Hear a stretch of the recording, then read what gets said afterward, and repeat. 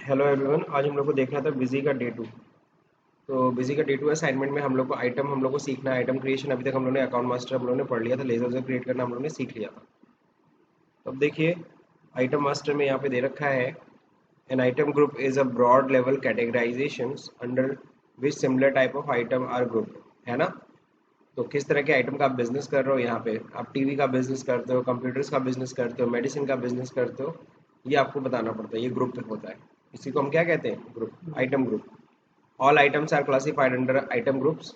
In Vizy, item groups can be created or modified using the item group master.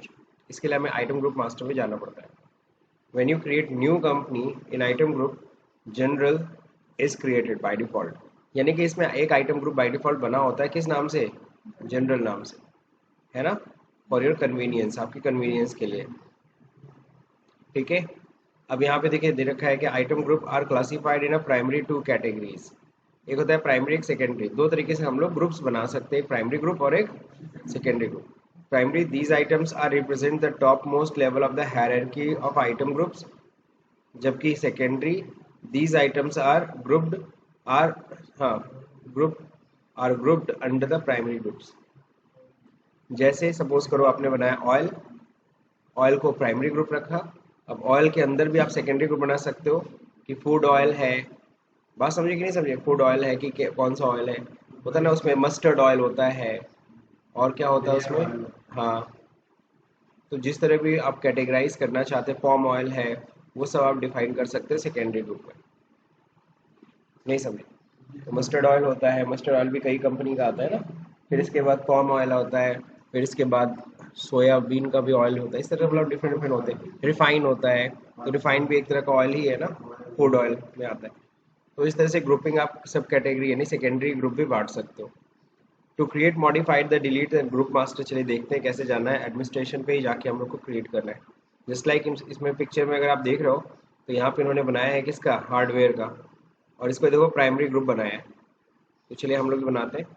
तो पहले हम लोग practice company खोल लेते हैं। अभिषेक वाली कंपनी में हम लोग प्रैक्टिस कर रहे थे अभी 2 3। अच्छा, इसमें भी अभी ही था ना। ओके, ओपन हो गया। अब देखो यहाँ पे एडमिनिस्ट्रेटर पे जाते हैं। यहाँ पे देखो मास्टर्स है, मास्टर्स में यहाँ तो हम लोग ने ये सब देख लिया था। आज हम लोग को आइटम ग्रुप पे जाना है। पहले आइटम ग्रुप पहले बनाएंगे। Item group add modified list. पहले हम लोग लिस्ट पे देख लेते हैं क्या बना हुआ बाय डिफॉल्ट। बाय डिफॉल्ट देखो एक जनरल बना हुआ जो कि प्राइमरी ग्रुप है ना। तो हम लोग को तो अपना बनाना है, तो आइटम ग्रुप में ऐड करेंगे। किस नाम से बनाना है? हार्डवेयर। तो हार्डवेयर क्या है? प्राइमरी ग्रुप बनाना, तो इसको बस यस कर लीजिए, बाकी इन सब में कुछ नहीं करना है। सेव। इस तरीके से हम लोग एक ग्रुप बना सकते हैं, ठीक है ना। ग्रुप बनाने में मेरे ख्याल से किसी को कोई दिक्कत तो है नहीं, ठीक है। तो ग्रुप बनाने के बाद फिर अगला क्या आता है? Material centre. Sir material centre क्या होता है?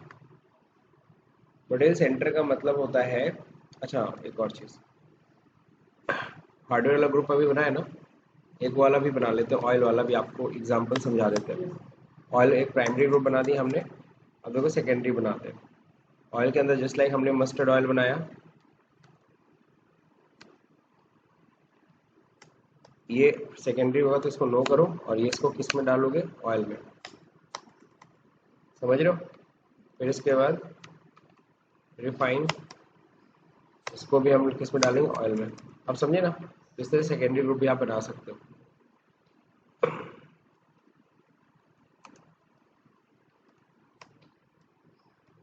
पॉम ऑयल, ये भी ऑयल के नीचे आएगा। समझ गए? तो आप लोग बना सकते हो। अब हम लोग बात करेंगे मटेरियल सेंटर की। सर मटेरियल सेंटर होता क्या है? मटेरियल सेंटर को जस्ट लाइक गोडाउन, जहाँ पे हम लोग क्या करते हैं? अपना स्टॉक रखते हैं, ठीक है। तो यहाँ पे जो मटेरियल सेंटर की बात करते हैं, लिखा भी हुआ the option appear the masters menu only if you enable the feature multi godown administration configuration. तो इसलिए मल्टी गोडाउन ऑन होना चाहिए। या देखो फीचर्स में अगर हम लोग मास्टर्स की जगह हम लोग कॉन्फ़िगरेशन में जाते हैं, फीचर एंड ऑप्शन में जाते हैं, वो भी किस में जाना है? Inventory tab. तो इन्वेंट्री टैब में देखो यहाँ पे मल्टी गोडाउन होता है कहीं, ये multi godown inventory already yes है। अगर टिक नहीं होगा तो आपको करना पड़ेगा, तभी जाके आपको ये मटेरियल सेंटर दिखेगा। तो यहाँ देखो मॉड्यूल सेंटर है, दो चीज़ें, मॉड्यूल सेंटर ग्रुप बना सकते हो, मॉड्यूल सेंटर बना सकते हो। ठीक है, तो module centre group by default बने होते हैं। और module centre can be define a place where stock are kept. Module centre मतलब क्या होता है? वो प्लेस जहाँ पे हम लोग स्टॉक को क्या करते हैं, रखते हैं। When you create new company, model center, main stores is created by default for your convenience. तो इसमें कुछ बने हुए हैं मॉडल सेंटर। अब जैसे मॉडल सेंटर ग्रुप में आपको दिखा दूं,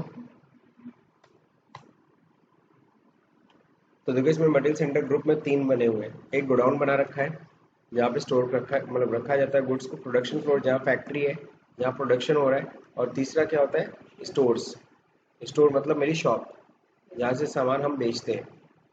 ये है, समझ रहे हो? तो इस तरह से 3 चीज़ें बनाए, जबकि टैली में तो सिर्फ एक ऑप्शन था गोडाउन। यहाँ पे क्या है? गोडाउन भी बना सकते हैं, प्रोडक्शन फ्लोर भी बना सकते हैं और स्टोर्स भी। तो ये बना हुआ है अंडर प्राइमरी। तो मटेरियल सेंटर ग्रुप देखो बने हुए हैं। अब हम मटेरियल सेंटर में जाके देखते हैं तो मटेरियल सेंटर क्या बने? हाँ, मेन स्टोर बाय डिफॉल्ट बना हुआ है। क्या बना हुआ है? मेन स्टोर्स बाय डिफॉल्ट इसमें बना होता है। बट हमें अपना खुद का तैयार करना है, जिसलिए हमें नोएडा गोडाउन बनाना है। क्या बनाना है? नोएडा। तो मटेरियल सेंटर में ऐड करेंगे नोएडा। अब नोएडा गोडाउन तो क्या है? क्या गोडाउन है, प्रोडक्शन फ्लोर है कि स्टोर है? तो नोएडा में हमारा फैक्ट्री है कि वहाँ शॉप है कि वहाँ पे हमारा गोडाउन है? तो गोडाउन दिखाया है यहाँ पे, तो गोडाउन मैंने यहाँ पे दिखा दिया। फिर अब कह रहा है क्या? स्टॉक अकाउंट किस को इफेक्ट करेगा? स्टॉक को इफेक्ट करेगा भाई। जो भी और जब भी स्टॉक का इफेक्ट होगा, आपको पता है स्टॉक का एसेट होती है। क्या होती है? एसेट होती है। तो बैलेंस शीट को रिफ्लेक्ट करेगा कि नहीं करेगा? बैलेंस शीट को भी रिफ्लेक्ट करेगा बस। और यहाँ पे एड्रेस डाल दीजिए। क्या है एड्रेस? प्लॉट नंबर 7, लेवल 15,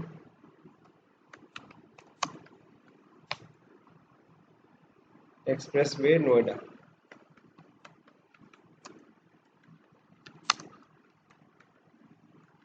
ठीक है,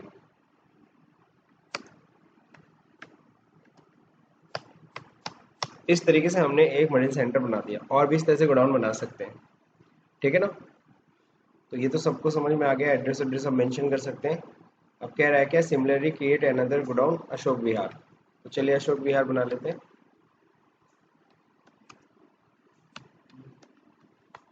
सही है, ये भी गोडाउन है। स्टॉक जी हाँ, एड्रेस आप भर लीजिएगा, फिलहाल ऑप्शनल है।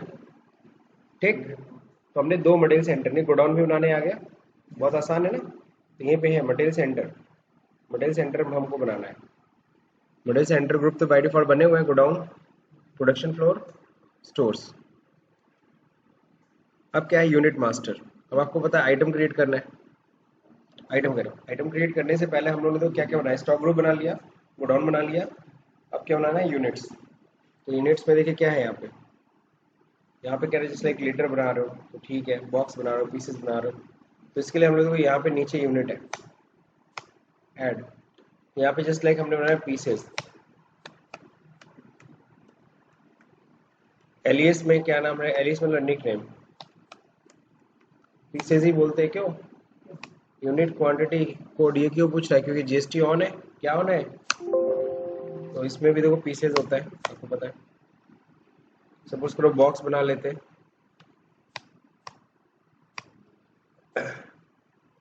यहाँ पे भी बॉक्स लग दीजिए, आ जाएगा। अब कोई ऐसी चीज है जिसका नहीं मिल रहा है? लीटर देखिए मिल रहा है। हाँ, लीटर तो है तो ऑलरेडी। बात समझे? सब लगभग है, आपने बना लिया। अब ये तो हो गया सिंपल यूनिट। ये क्या हो गया? अब कंपाउंड यूनिट बनाना होता है तो यूनिट कन्वर्जन पे जाते हैं। किस पे जाते हैं? यूनिट कन्वर्जन में जा देखिए। यूनिट कन्वर्जन में compound unit refers the number of sub units per main unit. Example, one box contain 50 piece of DVD. ये बनाना है। एक बॉक्स में कितने पीस होते हैं? 50 piece box. The conversion factor between box and pieces will be 50। Number of sub unit per main unit. चलिए देखते हैं। यूनिट कन्वर्जन में जाएंगे। अब बाई डिफॉल्ट एक बार देख लीजिए बने कितने होते हैं। बाई डिफॉल्ट देखो इतना बना हुआ है। बिजी में देखो बना हुआ है। एक दर्जन में कितना पीस होता है? 12 पीस। 1 किलोग्राम में कितना ग्राम होता है? 1000 ग्राम। 1 टन में कितना किलोग्राम होता है? 1000 केजी। तो ये देखो बाई डिफॉल्ट इसमें बना हुआ है। तो हम लोग को तो अपना बनाना है ना। हम लोग को बनाना बॉक्स ऑफ, तो बॉक्स मेन यूनिट होगा, सब यूनिट क्या होगा, पीसेस।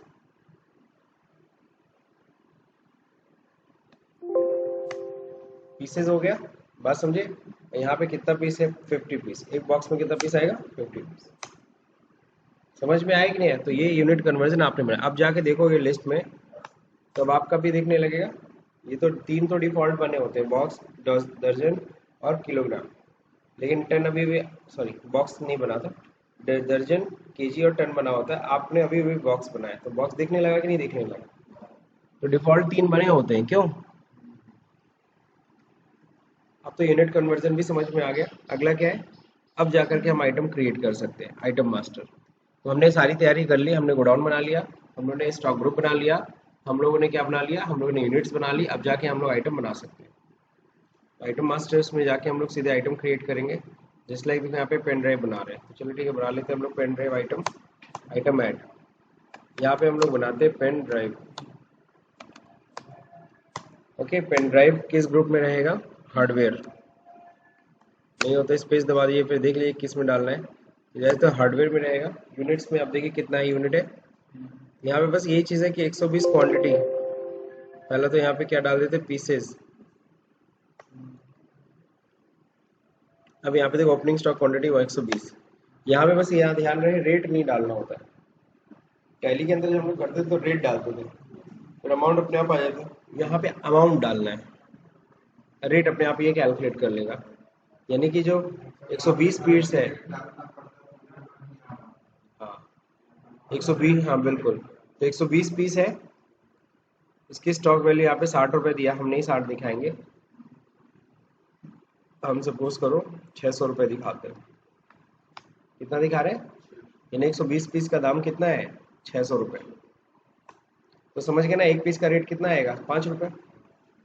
अब यहाँ पे कैटेगरी जीएसटी वीएसटी अभी फिलहाल कोई मेंशन नहीं करना है। अभी हम लोग जीएसटी पे इतना फोकस नहीं कर रहे हैं। बाकी यहाँ पे देखो, यहाँ पे दे सकते हैं हम लोग सेल प्राइस, परचेज प्राइस। यहाँ पे जैसे कोड पकड़ाया है। अब देखो यहाँ पे सेल प्राइस क्या है, दिखा रहा है 800 रुपये। 800 रुपये में हम बेचेंगे, 600 में खरीदे, 800 में बेचेंगे, और 500 रुपये में क्या था, खरीदे। बात समझे। तो ये परचेज सेल्स प्राइस, जबकि ये टैली के अंदर ये सब नहीं डाल सकते थे। यहाँ पे देखो ये सब अवेलेबल है।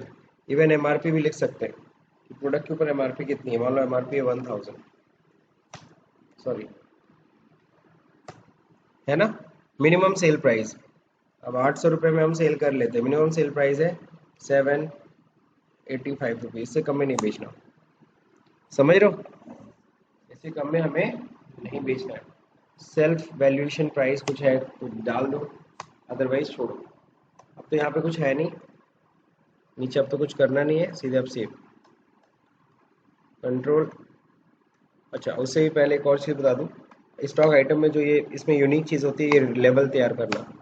ये लेवल क्या होता है देख लो।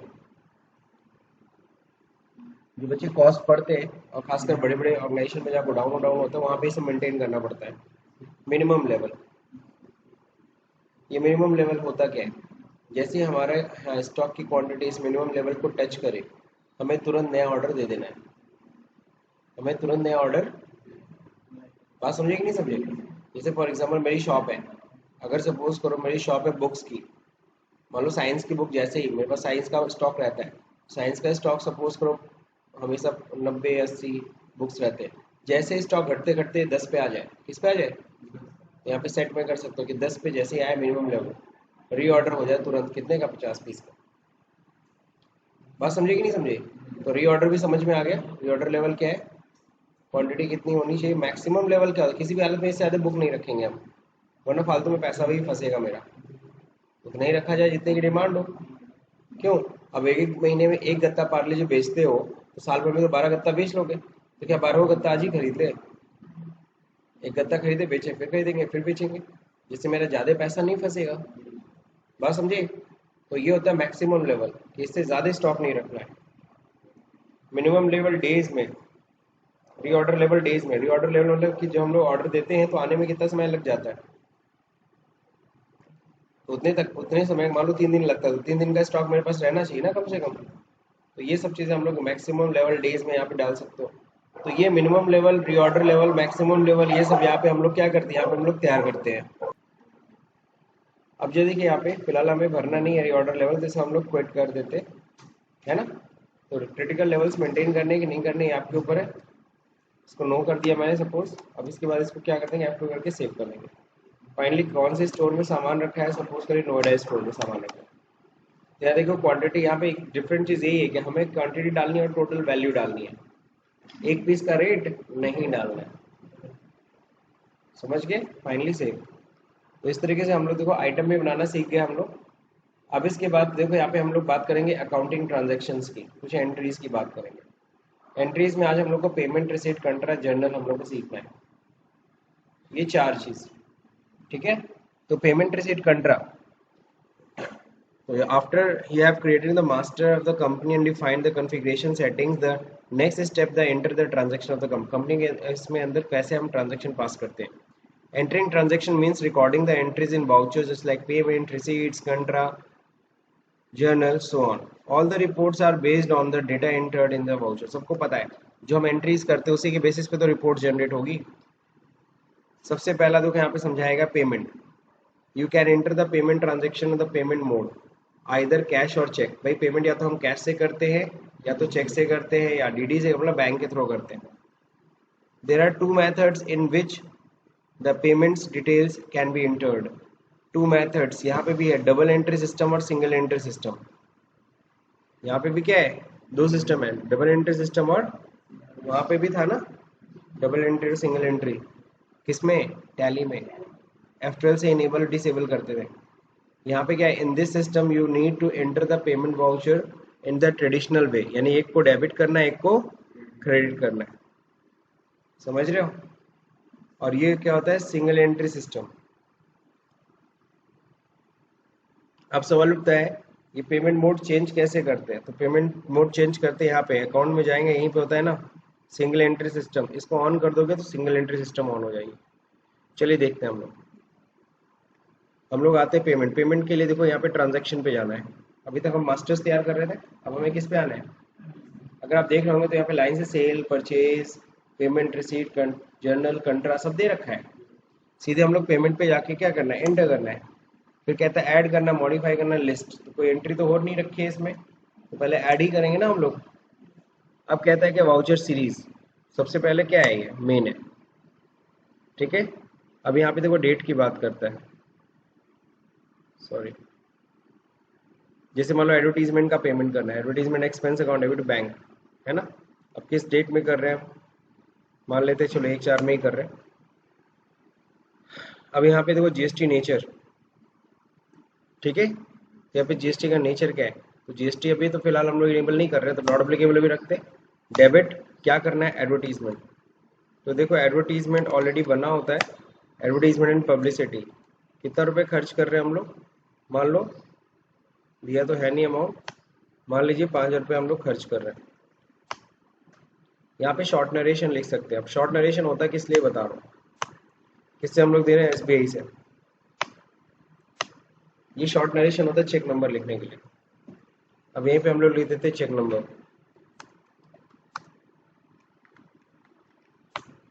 समझ रहे हो, शॉर्ट नरेशन में हम लोग क्या लिखते हैं, चेक नंबर। अब यहाँ पे लॉन्ग नरेशन में तो हम नॉर्मल नरेशन जो लिखते थे, याद है ना, बीइंग पेमेंट मेड। समझ गए कि नहीं समझ गए? तो इस तरीके से हम लोग एंट्री करते हैं। अब समझते हैं सिंगल एंट्री है। एक और चीज़, यहीं से हम लोग बैठे बैठे नहीं पेमेंट वाउचर में जा सकते हैं। अगर मैं तुमसे पूछूं पेमेंट की शॉर्टकट की क्या होती थी टैली में, F5। यहाँ पे बस अल्ट के साथ F5 दबा दो, खुल गया पेमेंट वाउचर। नहीं समझे, पेमेंट का शॉर्टकट की समझ में आ गया ना, F5 ही है, बस अल्ट के साथ F5 दबा देना, तो आपका क्या जाएगा, पेमेंट वाउचर हो जाएगा। अब हमें सिंगल एंट्री डबल एंट्री एक बार करके दिखा देता हूँ। यहाँ पे कॉन्फ़िगरेशन में जाइएगा, फीचर एंड ऑप्शन पे जाइएगा, यहाँ पे होगा अकाउंट्स। अब यहाँ देखो होता है सिंगल एंट्री क्या है, ऑफ हो रखा है। above option cannot be enabled if payment and voucher has been entered in double entry mode। तो मैंने तो एंट्री कर दी ना, डबल एंट्री में अगर तुमने कर दिया तो सिंगल एंट्री चेंज नहीं कर सकते, या तो डबल एंट्री करो या तो। अब मैं जाता हूँ उस एंट्री को डिलीट करने, तो मॉडिफाई में जाते हैं, यही है, मिल गया, ये एंट्री थी ना। इस एंट्री को डिलीट करने के लिए F8 होता होगा, डिलीट एंट्री, एंट्री खत्म। एंट्री खत्म करने के बाद अब मैं जाता हूँ कॉन्फ़िगरेशन में, अब अकाउंट्स में जाता हूँ। अब देखो हाईलाइट होने लगा, आ गया ना। अब इनेबल किया, F2 से सेव किया। अब देखो सिंगल एंट्री मोड कैसे खुलता है। क्या दबाना था हमें, Alt के साथ F5। अब देखो यहाँ पे सिंगल एंट्री मोड है। पेमेंट मोड कह रहा है, पेमेंट किससे करना है SBI, यहाँ पेमेंट मोड पूछ रहा है। नरेशन यहाँ पूछ लेता है, बीइंग पेमेंट, नरेशन यहाँ क्या लिखना है, कोई नहीं लिखना है। जिस चीज नॉट एप्लीकेबल, यहाँ पे क्या है, अकाउंट किस चीज का पेमेंट कर रहे हैं हम लोग, एडवर्टीजमेंट का।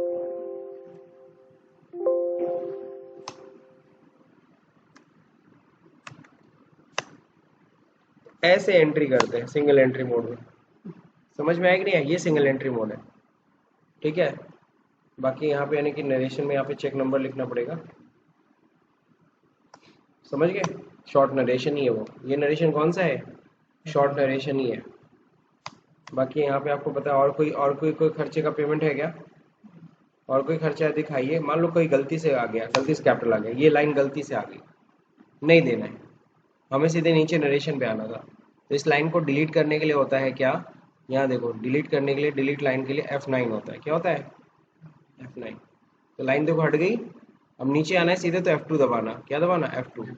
इंटर इंटर करो तो नीचे की लाइनों में आने लगोगे, नहीं नीचे की लाइन में जाना है हम लोग को। यहाँ के बाद अगर मैं इंटर करता हूँ, फिर इंटर करूँगा तो नीचे सेकंड लाइन में आऊँगा, मुझे सेकंड लाइन में नहीं जाना है, मुझे सीधे इसको सेव करना है एंट्री को। तो नीचे F2 दबाएंगे तो नरेशन में आएंगे। अब एंट्री लिखेंगे, बीइंग पेमेंट। अब देखो हो गया। अब एडमिनिस्ट्रेशन में जाएंगे, कॉन्फ़िगरेशन में जाएंगे, क्या अब हम लोग कॉन्फ़िगरेशन चेंज कर सकते हैं, यहाँ देखो चेंज कर सकते हैं, चेंज कर सकते हैं ना। यानी सिंगल एंट्री करने के बाद डबल एंट्री कर सकते हैं, डबल एंट्री में एंट्री करने के बाद सिंगल एंट्री में चेंज नहीं कर सकते। क्यों, ये भी एक नई चीज पता चली। अब देखो यहाँ पे डेबिट क्रेडिट मोड आ गया, D/C, D/C मतलब डेबिट और क्रेडिट मोड। समझ में आ गया सब लोग को। तो सब लोग को पेमेंट की एंट्री मेरे ख्याल से समझ में आ गई है। अब क्या होता है, कॉस्ट सेंटर्स की बात कर रही है। अब देखो बीच में कॉस्ट सेंटर आ गया। कॉस्ट सेंटर समझते कि नहीं समझते, तो कोई भी जब खर्चे का जो हम पेमेंट करते हैं, उस खर्चे को एलोकेट करने के लिए, to allocate revenue and non revenue item, we use cost centre. Cost centre को हम लोग अच्छे से टैली में समझे थे ना। तो कॉस्ट सेंटर का कंसेप्ट हमें नहीं समझना, क्योंकि ऑलरेडी कंसेप्ट हम जानते हैं। हमें समझना है कि बीसी के अंदर कॉस्ट सेंटर कैसे बनाते हैं। तो cost centre is an organisational refers an entity which income and expenses can be allocated. तो खर्चे और इनकम को हम एलोकेट करते हैं, सही है। The purpose of allocating income and expenses is that they help the cost benefit analysis and different cost centers.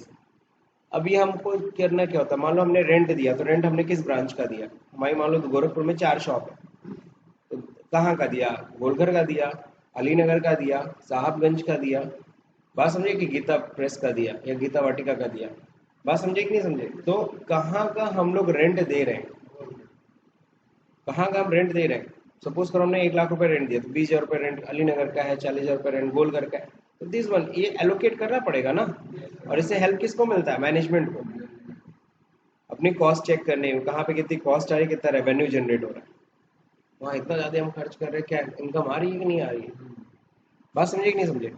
तो वो तो खैर मैनेजमेंट के लिए इंपॉर्टेंट होता है। तो कॉस्ट सेंटर एग्जैक्टली हम लोग करते किसके लिए है, मैनेजमेंट्स के लिए, ताकि वो ईजिली क्या कर सके, अपनी प्लानिंग कर सके, डिसीजंस ले सके, है ना। तो कॉस्ट सेंटर सबको समझ में आ गया। Depending on the type of the business, cost centre can be branches, department, sales executives and products of the company, कुछ भी बना सकते हो, ठीक। To activate cost centre, administrator पे जाके हम लोग एक्टिवेट कराते हैं। देखो यहाँ पे, तो एक्टिवेट करने के लिए हमें यहाँ पे जाना पड़ेगा, कॉन्फ़िगरेशन, फीचर एंड ऑप्शन, यहाँ होता है देखो अकाउंट, और यही होता है देखो इनेबल कॉस्ट सेंटर, इसको ऑन करो, ठीक है ना। और इसमें क्या करना है, कैरी ऑन, क्लोजिंग बैलेंस में next financial year non revenue item को कैरी फॉरवर्ड करेगा, जी हाँ। और क्या करेगा, अफेक्ट कॉस्ट सेंटर, एक मिनट याद दिया होगा, अफेक्ट कॉस्ट सेंटर तो नॉन अकाउंटिंग वाउचर, इसको भी क्या करना है हमें, यस करना है। दो चीज़ों को टिक करके देन ओके करिएगा, समझ गए। तो कॉस्ट सेंटर इनेबल करेंगे। अब कॉस्ट सेंटर इनेबल अगर F2 करके सेव कर लीजिए। जैसे कॉस्ट सेंटर आपने इनेबल किया, अब जाएंगे जब मास्टर में, तो मास्टर में एक नई चीज़ आएगी, ऊपर ही देखो कॉस्ट सेंटर, पहले ये दोनों नहीं आ रहा था, अब आ रहा है क्योंकि हमने इनेबल कर दिया, सही है। अब कॉस्ट सेंटर ग्रुप मतलब कॉस्ट कैटेगरी, जिस लाइक हमने बना दिया क्या, ब्रांच।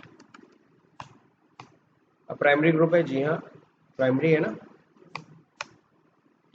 अभी हमने ब्रांच बनाया ना। अगर तुम देखना चाहते हो इसमें पहले से कुछ बना था क्या, तो पहले से जनरल बना था, क्या था, हमने किस चीज़ का बनाया, ब्रांच। अब हमारा ब्रांच कहाँ है, कॉस्ट सेंटर में जाके बनाओ, जैसे दिल्ली ब्रांच है, ब्रांच में आ गया। फिर इसके बाद मुंबई ब्रांच है, समझ गए, कोलकाता ब्रांच है, चेन्नई ब्रांच है, समझ गए कि नहीं समझ गए। तो इस तरह से हम बना सकते हैं कि नहीं बना सकते। इन्होंने देखो ब्रांच को बनाया, रायगंज ब्रांच बना दिया मैंने, दिल्ली कलकत्ता बनाया, सिमिलरली पुणे का बना लो। चलिए रायगंज एंड पुणे बन सकता है कि नहीं बन सकता है, रायगंज और क्या है, हमने तो ज़्यादा बना दिया, ठीक है ना। मॉडिफाई एंड डिलीट करने के लिए सबको पता है, उसके लिए बताने की ज़रूरत है नहीं, ठीक है। अब कह रहा है कि एडवर्टीजमेंट का पेमेंट करो, है ना, किस तारीख को, 1/4 को, ठीक है ना। अब एलोकेट कर दो 1,000 रुपये कहाँ, पुणे ब्रांच में, और 3,000 रुपये कहाँ, रायगंज ब्रांच में। तो चलिए हम लोग जाते हैं, एक एंट्री करते हैं, Alt F5, ठीक है ना।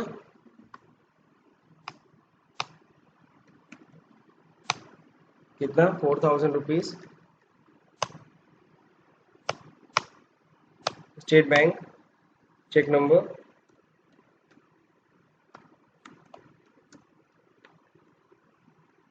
ओके 02 मैंने लिख दिया।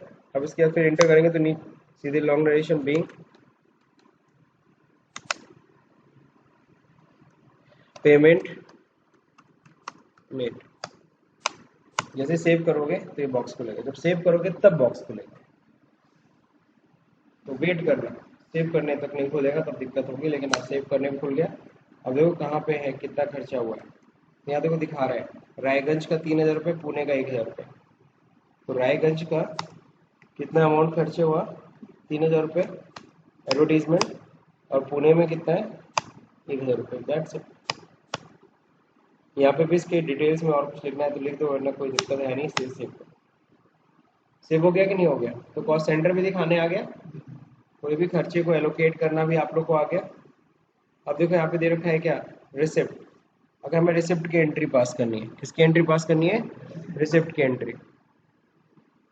यहाँ कह रहा है 2 तारीख में क्या करो, रिसिप्ट करो, क्या, HDFC बैंक से मतलब फ्रॉम विशाल उद्योग से 10,000 रुपये मिल रहा है अगेंस्ट द बिल नंबर जो भी है। तो अगर हमें मिल रहा है तो हम लोग क्या करेंगे, यहाँ पे ट्रांजेक्शन में जाके रिसिप्ट करेंगे। रिसिप्ट का याद है शॉर्टकट की क्या होता था टैली के अंदर, F6, यहाँ Alt F6 दबा दो। क्या करना है, Alt F6। तो मेन में करना है, जी हाँ। डेट क्या है, 2 अप्रैल, 2 अप्रैल कर देंगे, नॉट। अब यहाँ पे देखो क्रेडिट में क्या करना है, किससे मिल रहा है, विशाल उद्योग। विशाल उद्योग नहीं बना था, बना नहीं ना है विशाल उद्योग, अच्छा बना हुआ है, लग रहा पीछे बनाया था। और अगर नहीं बना होता तो क्या करते, यही बनाते। यही बनाने के लिए क्या शॉर्टकट की होता है, टैली के अंदर क्या होता है, यहाँ F3 होता है, क्या होता है, तो ऐसे लिख लिया करो, LC = F3। या तो F3 दबाते ही देखो यहाँ पे क्रिएशन खुल गया कि नहीं खुल गया, लेजर क्रिएशन। और हाँ, अगर मान लो विशाल उद्योग में कुछ चेंजेस करने, तो वहाँ क्या होता था, किसी भी लेजर को अल्टर करने के लिए कंट्रोल एंटर करते थे, वो लेजर वही खुल जाता था। यहाँ पे यही खोलना है लेजर, तो विशाल उद्योग को, तो कंट्रोल या अल्ट के साथ M, कंट्रोल M देखो मैं दबा रहा हूँ, नहीं आया, मैं अल्ट के साथ M दबा रहा हूँ, विशाल उद्योग ओपन हो गया। तो कहीं कंट्रोल एम काम करेगा, कहीं एल्ट एम। तो अल्टरेशन के लिए, ऑनलाइन अल्टरेशन के लिए यूज कर सकते हैं। ऑनलाइन क्रिएशन के लिए F3 है, ऑनलाइन अल्टरेशन के लिए अल्ट या कंट्रोल के साथ एम। और ये जब कभी भूल जाओ, आज तो मैं बता रहा हूँ, तुमने कहीं नोट कर लिया, कहीं कहीं काम कर रहे हो और तुम्हारे पास नोट्स नहीं है, तुम्हें याद भी नहीं आ रहा है, तो यहाँ देखो एक शॉर्टकट बटन होता है, शॉर्टकट कीज। ये हेल्प बटन है। हेल्प बटन पे जैसे ही क्लिक करोगे, ठीक है, तो शॉर्टकट कीज यहाँ पे दिख जाते हैं। नहीं आ रहा है क्या?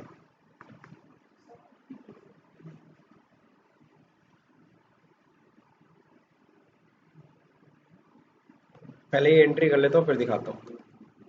कितना है? 10,000 है। 10,000 रुपीज हम लोग को मिल रहा है। मेथड्स एडजस्टमेंट कर रहे हैं कि न्यू रेफरेंस? न्यू रेफरेंस मतलब नया बिल बन रहा है, तो बिल थोड़ी ना बन रहा है, पैसा आ रहा है। तो विशाल उद्योग का पहले का कुछ बैलेंस होगा ना पेंडिंग, तभी ना उससे पैसा ले रहे हैं। कोई बिल उल चढ़ा होगा तभी ना पैसा ले रहे हैं। तो यहाँ देखो एडजस्टमेंट करेंगे, क्या करेंगे? अगेंस्ट रेफरेंस, वहाँ क्या बोलते थे? अगेंस्ट। यहाँ क्या बोलेंगे? एडजस्टमेंट। इंटर करो। अब यहाँ स्पेस खोलो, देखो यहाँ पे लाइन से दोनों बिल दिख रहे हैं। दो बिल ऑर्डर में इनवाइस 345 और इनवाइस 425। तो किसका पेमेंट आ रहा है? 345 का पेमेंट आ रहा है। 345 30,000 रुपये का था, लेकिन अभी 10,000 रुपये ही आ रहा है। किस बैंक में आ रहा है? स्टेट बैंक में, ठीक है ना। शॉर्ट नरेशन में अगर चेक नंबर डाला है, कौन से बैंक का चेक मिला है, तो वो तुम नोट कर सकते हो, ठीक है। तो यहाँ पे लिख सकते हैं HDFC चेक नंबर जो भी है, चेक नंबर ऊपर दिया होगा ना,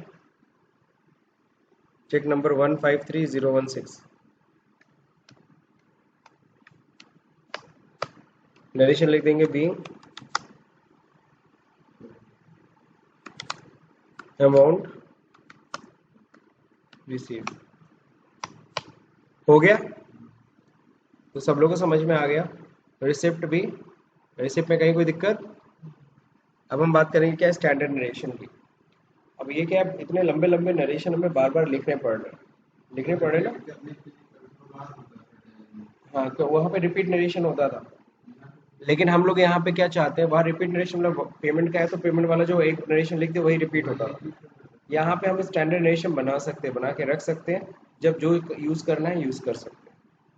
तो इसको हम लोग बोलते हैं स्टैंडर्ड नरेशन। लिखा भी है, generally a narration is a sentence that contains the particular of an event. In account scenario it is common practice to write a standard narration with every voucher entry. जब भी purchase करेंगे being goods purchase, being goods purchase, being goods purchase. जब भी sale करेंगे being goods sold, being goods sold. तो बार बार type करने में टाइम वेस्ट होता है, हम क्यों ना उसको बचाएं, है ना। Generally narrations are similar for each voucher type, लगभग बार बार वही एंट्री देखने को मिलती है। तो hence to avoid the repetition of the typing the same narration again and again, Busy provide a feature of standard narration. With standard narration you can define the narration for individual vouchers in advance. पहले से तुम narration बना के रख सकते हो, later on use, और बाद में से यूज कर सकते हो बाई प्रेसिंग F4 की, ठीक है। तो चलो स्टैंडर्ड नरेशन पहले देख लेते हैं। एडमिनिस्ट्रेटर पे जाएंगे, मास्टर पे जाएंगे, यही तो होता है स्टैंडर्ड नरेशन। ऐड करो। किसके लिए बनाना चाहते हो? किसके लिए? मान लो सेल्स के लिए बनाना चाहते हो, तो यहाँ हमने बना दिया बीइंग गुड्स सोल्ड। फिर एक और बनाना चाहते हैं सेल्स के ऊपर ही, being goods sold on credit. उधार जब बेचेंगे तो ये वाला नरेशन लगाया जाएगा, समझ रहे हो। इसलिए परचेज बना सकते हो। अब जस्ट लाइक हम लोग पेमेंट वेमेंट के लिए बना रहे हैं, बना दिया बीइंग एक्सपेंस पेड या बीइंग एक्सपेंस, खर्चे का पेमेंट कर रहे हैं, समझ रहे हो। और जब पार्टी को देंगे तो क्या लिखेंगे? Being amount paid to party, समझ रहे हो। इस तरह से दो नरेशन मैंने पेमेंट में बना लिया। इसलिए सब पे अलग अलग नरेशन बना सकते हैं। कंट्रा पे तो बनवा रहे हैं कैश डिपॉजिट इनटू बैंक, कंट्रा में बना लेते हैं। कंट्रा में जैसे बैंक में पैसे जमा करते हैं तो एंट्री होती है बीइंग कैश डिपॉजिटेड। विदड्रॉ करेंगे तो कंट्रा में क्या होगा, बीइंग कैश विदड्रॉ, है ना। एक होता है ट्रांसफर करते हैं बीइंग अमाउंट ट्रांसफर। तो मैंने तो कंट्रा में 3 नरेशन बना दिया। एक बार हम लोग अकाउंट ट्रांसफर करते हैं, कैश निकालते हैं, कैश जमा करते हैं, तो हो गया। अब जो देखो यहाँ पे स्टैंडर्ड नरेशन बना लिया ना। अब कंट्रा की एंट्री करते हैं, मान लो कैश 15,000 रुपये डिपॉजिट करते हैं सच में एसबीआई में 3-4 को। तो चलिए डिपॉजिट करें। याद है कॉन्ट्रैक्ट की शॉर्टकट की टैली में क्या होती थी, F4। यहाँ क्या होगी, नहीं कह रहा है कैन नॉट क्विट। अच्छा क्विट आ रहा है। डिस्प्ले, एक मिनट यहाँ पे हॉट कीज क्यों नहीं आ रहे थे।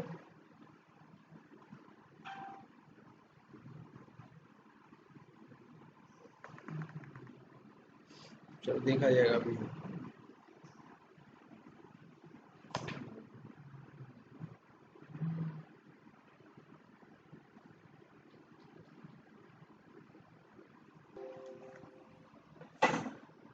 ओके ये तो यूजर मैनुअल गलती से लॉग आउट हो गया, छोड़ते हुए यूजर मैनुअल। वापस आते हैं टॉपिक पे। अब यहाँ पे जब देखिए हम लोग को क्या करना था, ट्रांजेक्शन F4 कॉन्ट्रा नहीं है तो हम लोग को जाके यहाँ पे कॉन्ट्रा पे क्लिक करते हैं, ऐड करते हैं। तो एक कॉन्ट्रा की एंट्री करनी है किस तारीख को, 3rd को, 3rd अप्रैल, है ना, संडे। आप देखो ब्रैकेट में दिखा भी देता क्या था दिन, संडे। अब देखो डेबिट में क्या कर रहे हैं हम लोग, कैश जमा कर रहे हैं। तो कैश, हाँ, तो स्टेट बैंक ऑफ इंडिया में हम जमा कर रहे हैं। कितना अमाउंट जमा कर रहे हैं, 15,000। सही है। कैसे जमा कर रहे हैं, कैश, कहीं कोई दिक्कत। अब यहाँ पे इंटर जब करेंगे, नरेशन पे आएंगे तो यहाँ पे हमें नरेशन हमको पता है, हमने बना रखा है। तो यहाँ पे क्या करेंगे, F4। क्या था, मैं यहाँ तो लिखा भी हुआ है नीचे शॉर्टकट, F4 स्टैंडर्ड नरेशन के लिए। F4 हमने दबाया और यहाँ देखो क्या आ रहा है, लाइन से तीनों आ रहा है। क्या रखना है, बीइंग कैश डिपॉजिटेड, यही ना। कितना आसान है। तो स्टैंडर्ड नरेशन भी आप यूज़ कर सकते हो कि नहीं कर सकते हो। अब जब देखो यहाँ पे जनरल की एंट्री है, आपको पता है जनरल में कौन सी एंट्री होती है। You can enter the journal voucher of for the transactions that you can not categorise in the payment receipt contra. अगर कोई एंट्री ना पेमेंट में रिसीट ना कंट्रा में हो पा रहा तो यानी उस जनरल में करोगे। फॉर एग्जाम्पल डेप्रिसिएशन चार्ज के फिक्स्ड एसेट्स के ऊपर as a journal transaction. In Busy you can enter miscellaneous transactions related details using journal vouchers. तो मिसलेनियस रिलेटेड ट्रांजेक्शन हम लोग इसमें करते हैं। नॉर्मली हम लोग कहते हैं एडजस्टमेंट की एंट्री, एडजस्टमेंट की एंट्री हम कहाँ करते हैं, जर्नल। या रेक्टिफिकेशन की entry, year end adjustment. To create modified delete journal voucher, है ना। Transaction menu provide the receipt option to use the option, ठीक है ना। And click transaction in journal, ठीक है। तो जनरल में जाके आप लोग कर सकते हो entry. Just like rent due किया है, एंट्री कब किया है, 4 अप्रैल को। तो rent account debit outstanding rent. तो यहीं से देखो जनरल में जाने के लिए, जनरल के लिए शॉर्टकट की क्या होती है, F7। अल्ट के साथ F7 देखो मैं दबाता हूँ, जनरल आ रहा है ना। बस कंट्रा नहीं आ पाया। यहाँ पे देखो मेन रहेगा बाय डिफॉल्ट। वाउचर सीरीज होती क्या है, इसको हम लोग आगे डिस्कस करेंगे। डिफॉल्ट जो बना होता है वाउचर, है ना, type, you can say voucher type main. अब यहाँ पे क्या है, 4/4 को क्या हो रहा है, जीएसटी नॉट एप्लीकेबल। डेबिट में क्या है, रेंट, रेंट बना हुआ है। ऑफिस रेंट डाल देते हैं। ऑफिस रेंट कितने से ड्यू करना है, 6,000। क्रेडिट में क्या होगा, आउटस्टैंडिंग रेंट ड्यू कर, ठीक है ना, being rent due. Cost centre नहीं ना दिखाना है। अब अगर कोई कॉस्ट सेंटर नहीं दिखाना है, पूछ रहा है, तो हमें डिसेबल से पहले यहीं पे एक बार ओके कर दीजिए। बात समझे, नहीं ना डिफाइन नहीं ना किया हम, बस ओके करके आगे बढ़ गए, या F2 करके आगे बढ़ जाओ। नहीं भरना हमें कॉस्ट सेंटर। और टैली में क्या होता था, बिना कॉस्ट सेंटर भरे आगे बढ़ने नहीं देता था। और यहाँ देखो हम ओके करके आगे बढ़ जा रहे हैं, नहीं भरना है हमें। अब देखो सारा डे बुक जितने भी एंट्री के हो, सबका सब कहाँ दिखेगा, डे बुक रिपोर्ट्स में। तो डे बुक कैसे देखते हैं, इसके अंदर बिजी के अंदर। तो डिस्प्ले में जाइए, अकाउंट्स बुक में जाइए, किस में जाइए, अकाउंट्स बुक में यहाँ डे बुक होता है। नरेशन देखना है, जो चीज़ देखना है देखिए। एंट्री सारी दिख रहा है कि नहीं दिख रहा है? सारी एंट्री आके नरेशन के साथ। अगेन नरेशन ऑफ कर लिए तो नरेशन अगर ऑफ कर लेते हैं तो नरेशन नहीं दिखता।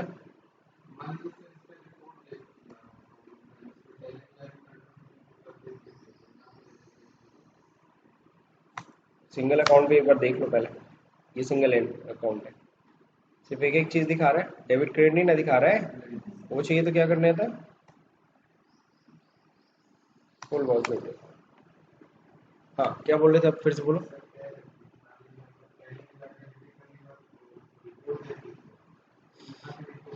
रिपोर्ट यही तो, यही तो रिपोर्ट देख रहा हूँ मैं। कहाँ पे आना है, डिस्प्ले में। किसमें देख रहे, याद है वहां पे तो डिस्प्ले होता था, यहाँ पे डिस्प्ले है, बस मेनू वाइज है। बैलेंस शीट देखना है, बैलेंस शीट फाइनल अकाउंट में balance sheet profit and loss दोनों होता है कि नहीं है? अब ये देखो यहाँ पे, और तो डेबुक्स की रिपोर्ट समझ में आ गई तुम लोग को। डेबुक के बाद फिर क्या होता है? और हाँ, रिपोर्ट में जब आप लोग देखते हो, जिस लाइक डेबुक, हम लोग डेबुक रिपोर्ट देख रहे हैं, तो यहीं पे देखो ये सब चीज़ें यस नो है। यहाँ पे चीज़ों को यस नो करके आप देख सकते हो। कब से कब तक का देख रहे हो रिपोर्ट? 1/4 से 4/4 तक का डेबुक देखना है तुम्हें। तो कब से कब तक की एंट्री देखनी है, ये भी आप लोग यहाँ पर डिसाइड कर सकते हैं ना। अगला क्या है, सिंगल कॉलम कैश और बैंक बुक रिपोर्ट। तो सिंगल कॉलम कैश बुक और बैंक बुक रिपोर्ट के लिए कहाँ पे जाएंगे हम लोग? डिस्प्ले में अकाउंट्स बुक में cash oblique bank book. Accounts book में देखो कैश ऑब्लिक बैंक बुक है सिंगल। किसका देखना है? स्टेट बैंक ऑफ इंडिया का। तो दिखा रहा है कितना पैसा आया है, रिसिप्ट कितना हुआ, 25,000 रुपये, गया कितना है, 9,000 रुपये। सही है, ये दिखा। बस इतना काफ़ी है, अब कंप्लीट हो गया। डे 3 अभी नहीं स्टार्ट करेंगे, उससे पहले हम असाइनमेंट करेंगे। तो ये देखिए हम लोग के पास असाइनमेंट पड़ा हुआ है, तो हमें डे 2 असाइनमेंट करना है। तो डे 2 असाइनमेंट जाहिर सी बात है हम लोग कब करेंगे? डे 1 तो हम लोग ने कंप्लीट कर लिया ना।